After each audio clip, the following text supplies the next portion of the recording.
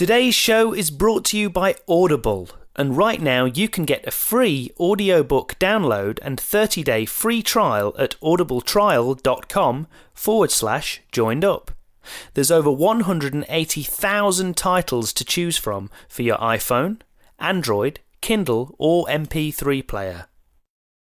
Thanks for tuning in to the Joined Up Writing Podcast, a weekly show featuring interviews with fantastic authors sharing their personal stories on how and why they write. There's hints and tips for aspiring writers and great book reviews from top bloggers. Follow us on Twitter at JU Podcast. Right, cue the cheesy theme tune. Put down your pen and stop your typing. Grab yourself a drink, 'cause it's Joined Up Writing. The Epilogue.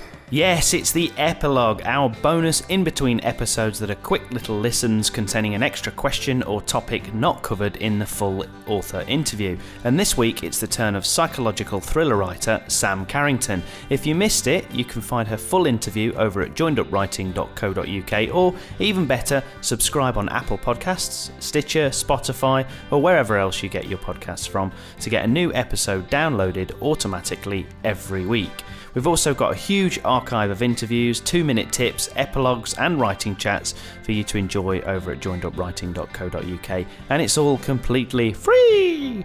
However, if you do want to show your appreciation or support for the show, you can also do that in a few different ways, all of which will cost you absolutely nothing. Firstly, you could take advantage of the free 30-day Audible trial and go to audible.com/joinedup. I love Audible and I've had a subscription for ages. I'm always going on about it. So you can try that for free using the link, and as an official affiliate, the show receives a few pence for each of you who do that. So take the time to do that. Grab yourself a free audiobook in the process. Alternatively, you could take 30 seconds to leave a quick iTunes rating and review, as that helps other people to find the show and means I can continue to attract brilliant guests and improve the content of the show. Okay, let's get to this week's bonus chat with Sam Carrington. I asked her specifically about the psychological thriller genre and her tips for writing these kinds of stories. Okay, Sam, thanks so much for staying around for the epilogue. And for this, I thought I would just speak to you a little bit. We haven't really talked too much in the main interview about your specific genre of choice, which is psychological thrillers. So why do you think they're so hot right now? Because they're obviously really, really popular. And for you, what are the kind of the main elements and tropes that you kind of look for in books that you read, or that in TV, that you might watch? Crikey, they really are popular, aren't they?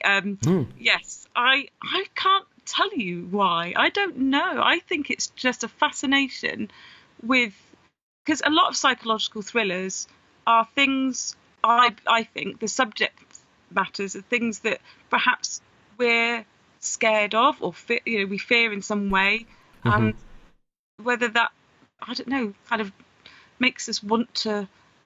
I don't know. It's awful, isn't it? Because it makes you want to watch other people go through bad things. So I'm not. Yeah, but that's why that's why the horror has been very popular over the in history. Horror is very popular for that very reason.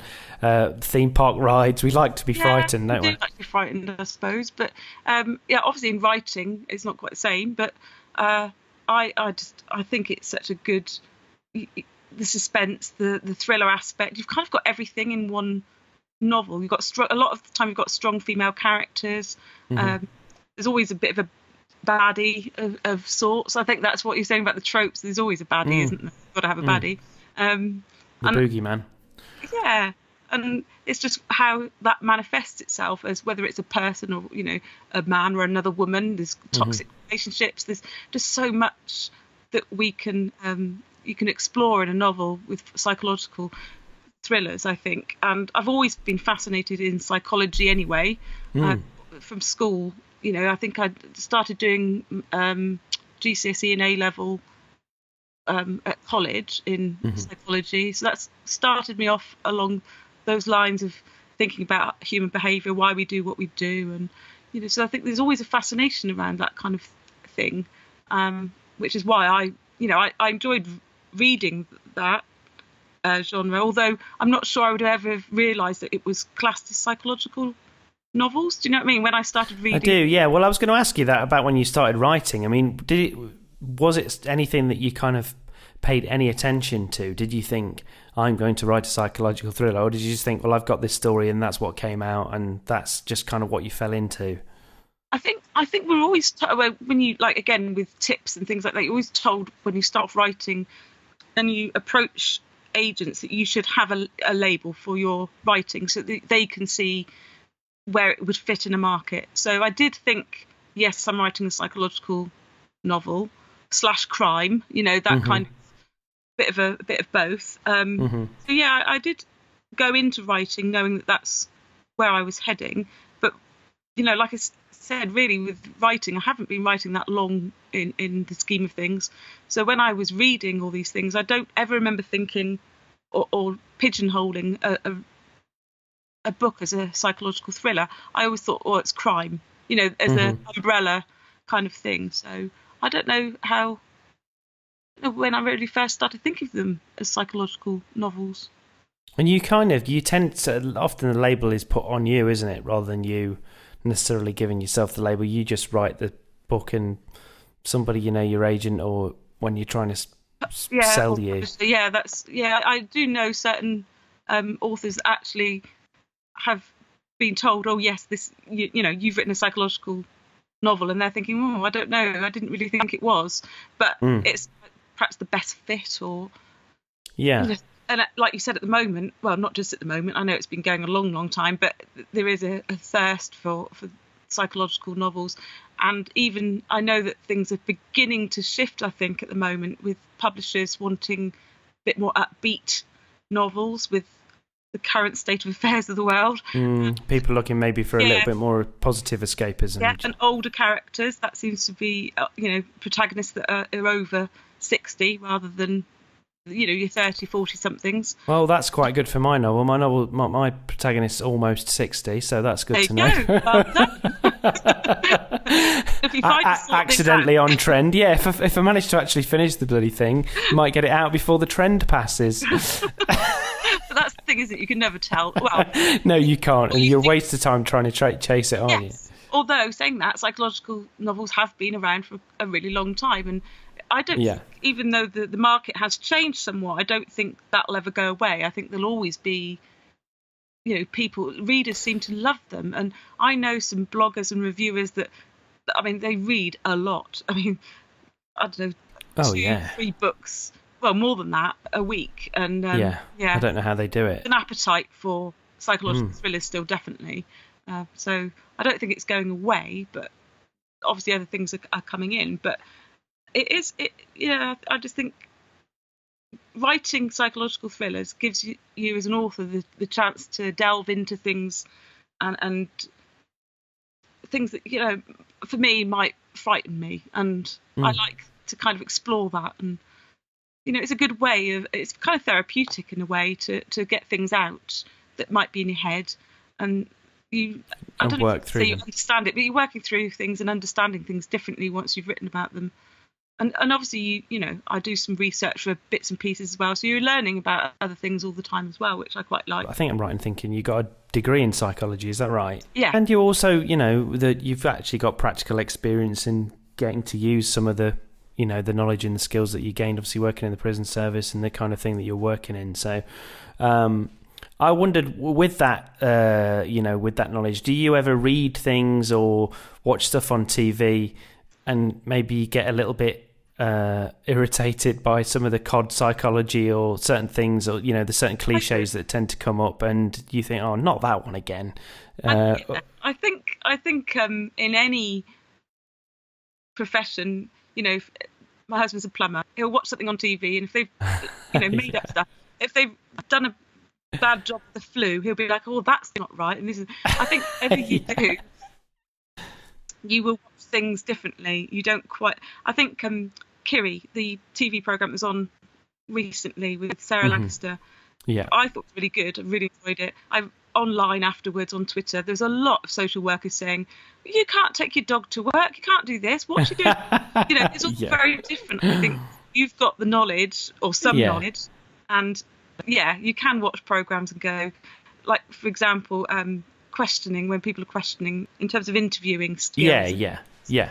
We're always taught to you how, what, where, when. You don't. It's open questioning, and you don't. Sure. Yeah, but when you see it on TV, sometimes they're very direct with the questioning, and they're going in straight for yes or no answers. And like, you wouldn't do it like that. You ask them this, and so it is quite. Every now and then I do get a bit annoyed, but I know for a fact that I'll be writing stuff in my book that other people will have better knowledge of, and will go, "What's she done about that for?" Yeah. So you have to give and take, and it is fiction at the end of the day, and I think you have to bear that in mind. Yeah. Have you got any advice for people that haven't got, obviously, your experience in psychology and things like that, and maybe writing this kind of novel or touching on some of the subjects that we've talked about? What would be your advice? What's the best way to approach the research of that, or finding out a little bit more about it? Obviously, your friend is Google quite a lot, isn't it? And I think, I do Google a lot of things that I don't know. But the thing is not to take the first things that you see, because quite often that can, just because it's the highest thing up on the search list, it might not be the best. So I always think it's better to take a number of different sources. And it's also where that source has come from. Who is that source? Who is the person saying these things? And just making sure that if you want to portray something correctly, or at least as close as reality as you can, that you've checked out the sources. And I mean, on Twitter, I've met so many lovely people on Twitter, and there are so many people with different expertise that they're quite happy, to ask if you ask them a couple of questions about that area of their expertise. So there's no excuse for not researching or guessing. I think there's always somebody you can find that will help you just to get a point right or something. But depends how you're going to use it in your novel. I think if it's a key thing, obviously psychological novels don't always take. It can be quite general psychology that a lot of people, can just take their own experiences, rather than have to worry about actual getting it all right. Because we all experience lots throughout our lives, and it's all linked to psychology and how we feel and our emotions. So you can draw on quite a lot of your own experiences. I think it doesn't have to be things that are out of reach. But if you are, for example, like I said, I used my character was agoraphobic in Saving Sophie, and I suffered claustrophobia more than anything personally. So although some of those emotions or the feelings that I got were similar, the actual condition itself I did have to research. And I also went on to some helps, like support sites. You could see actual people who were suffering from this and how they coped day to day and kind of things that they do. So that was quite a good research to do that. So it's actually people that were actually suffering from it that I was gaining some information from. I definitely agree with that. Well, thanks very much for hanging around for the little bonus round for the epilogue. It's been lovely to speak to you again, and best of luck with the new book as well. Lovely. Thank you very much, and best of luck with yours. Yeah, thanks, Sam. Cheers. There you go, another great chat with Sam Carrington, and you can find out more about Sam and her work by following her over on Twitter at Sam_Carrington1. And do make sure you check out her full interview from episode 73. Next week, I've got a brilliant chat with horror/crime writer Matt Wesolowski, talking about his creepy book Hydra. But that's it for this week, so thanks for listening. I'm Wayne Kelly, happy reading and writing, and I'll see you next time.